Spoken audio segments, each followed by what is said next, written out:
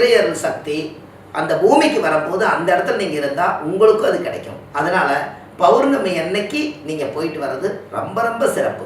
அதனால் கண்டிப்பாக அன்னைக்கு ஒரு நாள் நீங்கள் தயார் நிலையில் இருங்க.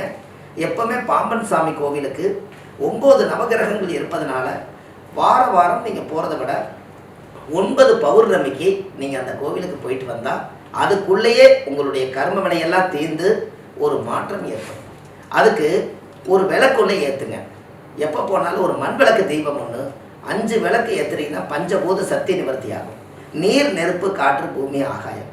அதனால் அந்த பஞ்சபூத சக்தி வரணும்னா அந்த பாம்பன் சாமியுடைய ஜீவ சமாதியில் போய் 5 மண் விளக்கு ஏற்றும் போது ஒரு விருத்தம் ஒன்று சொல்லுங்கள். ஒரு பாட்டு, முற்பிறவியில் செய்த பாவங்கள் எப்பிறவிக்கும் தொடராமல் இருக்க இப்பிறவிலேயே என் தந்தை வழியில் வந்த கர்மாவணிகளும் என் தாய் வழியில் வந்த கர்மாவணிகளும் தாயுடைய கர்ப்பத்திலிருந்து நான் இந்த பூமிக்கு கொண்டு வந்த கர்மாவணிகளும் இன்றோடு நிவர்த்தியாகட்டுன்னு மனசார விளக்கு போட்டு சாமி கும்பிடுங்க.